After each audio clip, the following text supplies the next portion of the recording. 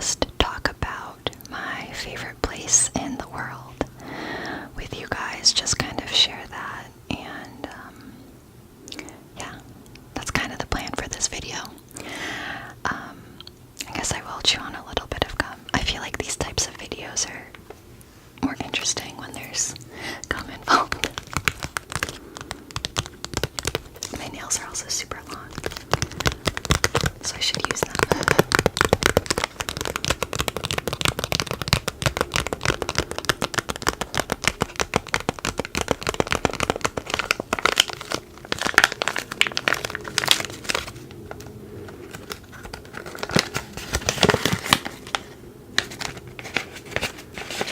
This gets so messy so quickly.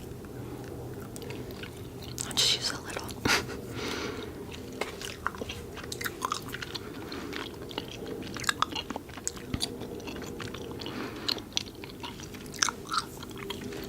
Okay. So, I want to talk about, like I said, my favorite place in the entire world, which is in a very small town in Vermont. I'm not from Vermont, but I have a lot of family there, and I really grew up there. You know what I mean? I spent all of my summers and winters there.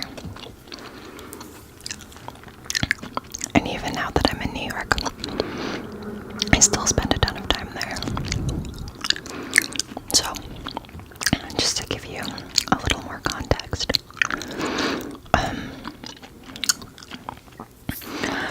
I have relatives, as I mentioned, that grew up there, and I think it was my great, there's a lot of greats, grandparents who built 2 summer homes, like way back in the day, and they weren't, they were nothing crazy. I know the term summer home sounds very bougie, but it's not bougie at all. They're just like these really basic wooden homes, camps. We call it camp. And, just basic kind of homes, right? In Vermont. I don't know why I'm struggling to explain this. So anyway, they built these 2 camps on a pretty big plot of land right on the lake, in this like kind of backwoods part of Vermont, like way up there near the mountains, pretty much. And so one of those homes was passed down, to my family, obviously, and then the other home was passed down to our cousins, so still in the family. And the story is that my however many great-grandparents, they sold the second camp to our cousins for a penny, because I guess legally, to like transfer over a deed or something, there had to be some type of like monetary compensation. So I just thought that was so like funny / dumb, like.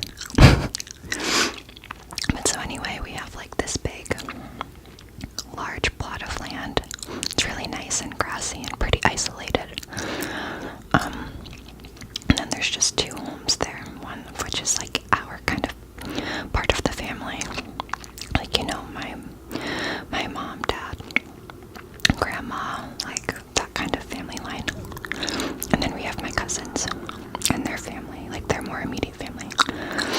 And my cousins are from Vermont, so they live only 30 minutes away from that home. But we still do see them like a fair amount whenever we go up. And then, so, sorry, I'm just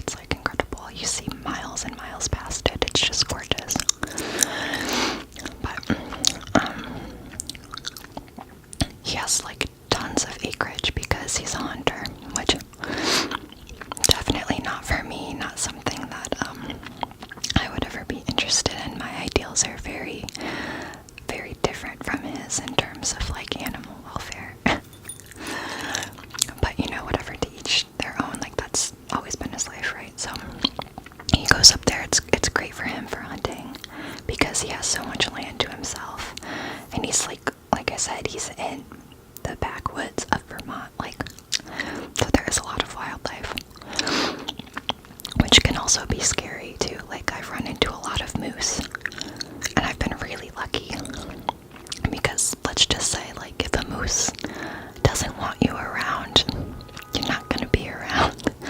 Like, if there's an angry male or a mother with their babies, it's not good. It's not good. It's not good. And then there's a lot of bears and coyotes too. And then you get like the more friendly animals, right? Like deer and things like that. The smaller critters as well. But you need to respect nature, and so like it can be a little scary to be up there too. You know what I mean? Especially if you're alone. You have to be aware of that. But anyway, so he loves it up there. They all do, he goes hunting, they have fires, they have people over, he has like an ATV, so he can kind of just like trek around, and you really need one up there, because the terrain is difficult. And we go berry picking a lot too. There's blueberries, blackberries, raspberries. He knows all the best locations for them, so it's really nice. And so as you can tell, it's like very much a family area, you know what I mean? Like, it's just been all of these places passed down for so long, and we're all in very close proximity to each other, so it's like a cool thing, you know what I mean? And then aside from that, like, there are some other people around, but we're all very friendly with them. We've known them forever, and even still, there's not a ton of people, you know what I mean? It's still pretty quaint, quiet, small town kind of thing. Not a lot of people come to the area that haven't known it for ages, So, anyway, just to give you an idea of the layout of the house, at this point, it's over 100 years old. Well over 100 years old, so it's old as heck. And it's all wood, built from wood. To be honest with you, like, it probably needs a lot of work. I know my grandma likes to keep the rustic integrity of the place, but I think it needs a little updating, which will happen eventually. It will have to, but so you walk in and it's like we have a big long kitchen, pretty basic, you keep walking through, it's a pretty big living room, and then we have a patio, and then upstairs there's 3 bedrooms with, like, you could sleep like 7 because there's multiple beds within the bedrooms, because again, it's meant for like, a fun kind of family summer place where like there's kind of a lot of you up there. And then you walk out the back patio porch and you just have like this amazing view of the lake. It's gorgeous. We have a fire pit, we have like a lot of tables and stuff to hang out. It's like a good amount of land. And then we have a staircase it's like a pretty steep staircase. It goes right down to the water. And we have like a wooden dock, so we go swimming and kayaking, and we just kind of hang out there. And it's just such a beautiful, beautiful place. I love it so much. So the reason why I'm talking about it is because every year I go up there with my friends, and I'm going up there this month. But there's a reason and like a story, I guess, as to how that came to be the case. So, just to give it a little more background context, like I said, I grew up spending my summers and winters there. And, ever since I was a baby,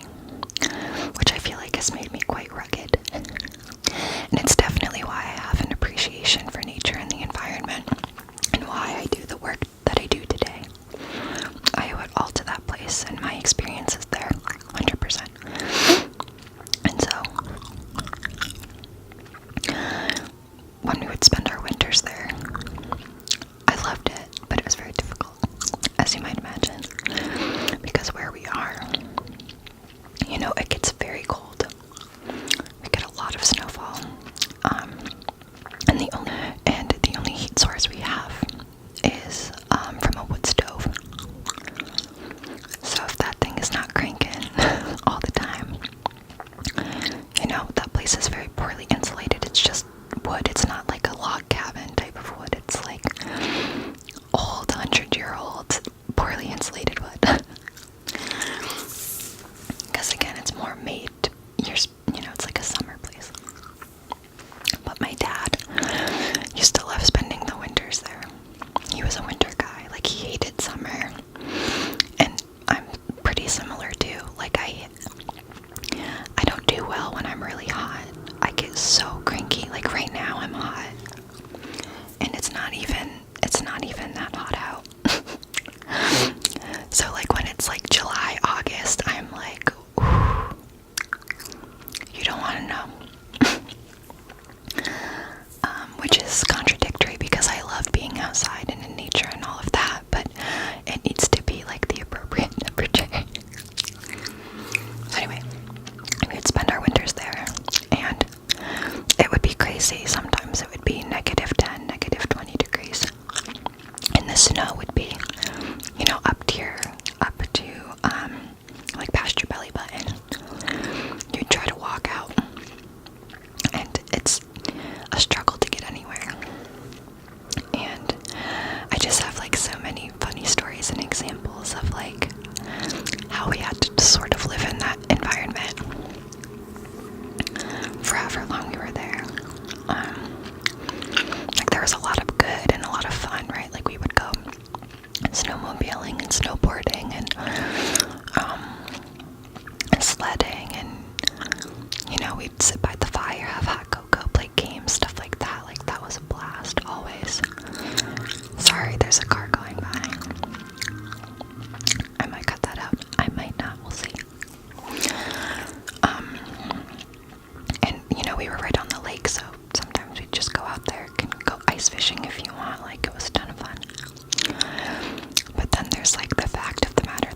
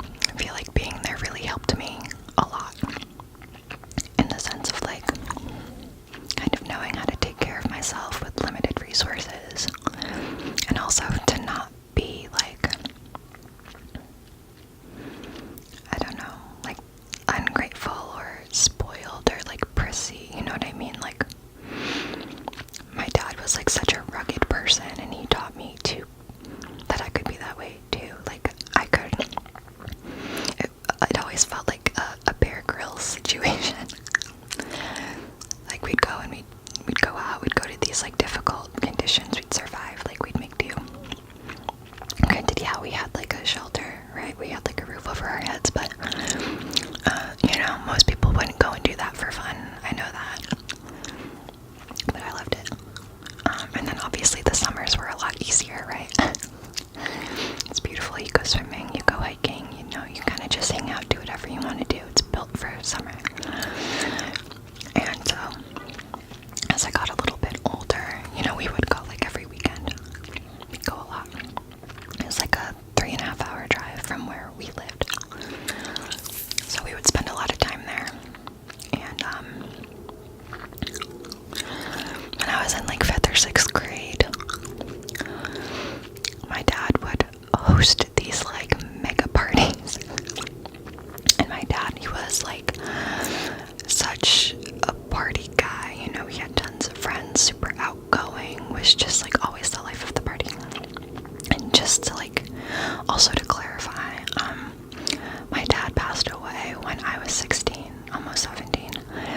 And so if you're confused as to why I'm using him in past tense, that's why. But he was always like very much the life of the party, right? So like he would have like 50 friends come up over the span of 2 weeks, 2 or 3 weeks. And we would stay there that whole time. Like over the summer, he owned his own business, so he was able to like kind of take off time as he needed to and wanted to. And he could do work up there if he wanted. So we would take a ton of time off and we would just spend a ton of time there. So people would come and go. And, you know, they would sleep in tents like out in our yard, and like it was crazy. Like just picture a Project X for like grown adults in like the backwoods of Vermont. It was a lot of fun. And obviously I was younger, but they all had kids too, so like us kids would hang out and like have a fun time. The adults would do like their own thing. You know what I mean? But a lot of crazy stories from those times. But always good, always a lot of fun. So in the past 5 years, I sort of, in some small way, continued that tradition, because he would do that like every year. And we would just like have a ton of people over.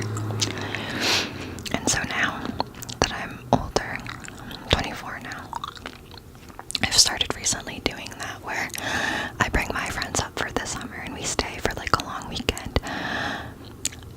I'm nothing like the way my dad was. I don't have that many friends. I don't even know if I know 50 people.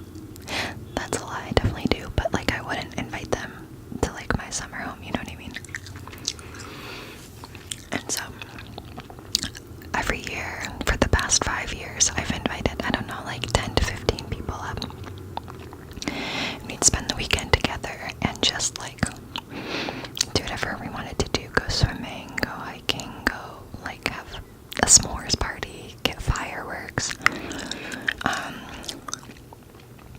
You know, basically whatever we wanted to do. There's always like a lot of summer fairs and festivals, and like it's fun. Like it's just fun.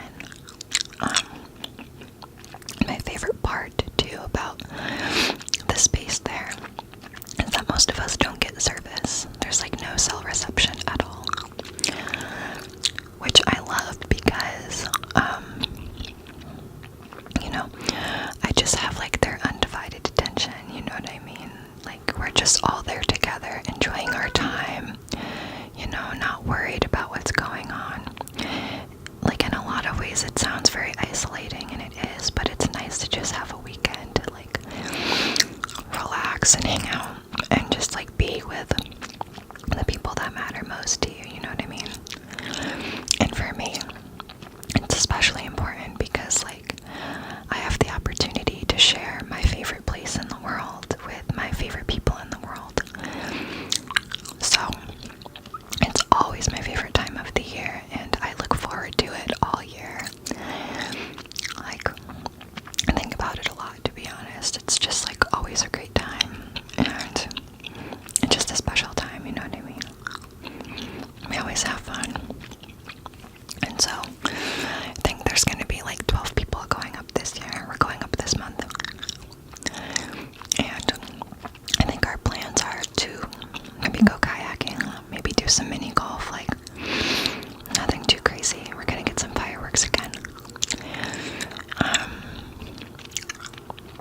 now I'm trying to figure out like what else we can do, because it's like the 5th year I'll be doing this, so it's kind of like a special thing to me. 5 years is kind of a long time, and it's like become this nice tradition that we all look forward to, and it's special, you know. I'm really excited about it, and every year we record a lot of video while we're there, so I can make like kind of a compilation video, and it's nice because we like have this video that we can watch, and I don't know, like it keeps me going throughout the year, you know what I mean? Like it gets me excited for the next year. So I think it's gonna be a lot of fun. I hope anyway. It always is. Sorry, I think my mouth is making weird noises. But yeah, so it's my favorite place in the world. I'm excited to go. I try to go as much as I can over the summer, but it's hard because from where I live now, with traffic, it's like a 7-hour drive. I've flown before, it's like an hour, which is great, but I hate flying. I hate it. I hate flying. And there's no direct flights really to where I go. So even if I do fly, it's still like another hour and a half to get there. So it's kind of like, it's still annoying, you know what I mean? And then I have to coordinate people picking me up and all of that. So it's kind of pointless in that regard. But yeah, so a lot of the time we'll leave after work. I have like a whole crew of New York people, you know what I mean? And I drive. I have a car. And we don't typically get there until like 2 or 3 in the morning, because you know we stop along the way too. We need to go to the bathroom, we need to stop and eat and get coffee. Like, it's always so funny because I am a great night driver. I prefer to drive at night. I'm just a night owl in general. So people always get scared because they're like, that's gonna be like such a tough drive, whatever, blah blah blah. Are you sure you can do it? And usually everyone in the back seat's passed out. There's someone in the passenger seat who's like trying to stay awake because I'm awake, but like is clearly tired. And then there's me, and I'm just like wired and focused and like ready to go, you know what I mean? Like, I just have my loud music, I keep it cold so I don't get tired, and I'm just able to do that. Like, I don't really sleep a lot anyway. Like, naturally, if I have nothing to do the next day, regardless of how busy my day was and how tiring it was, I'll still stay up till like 2 or 3, like pretty easily.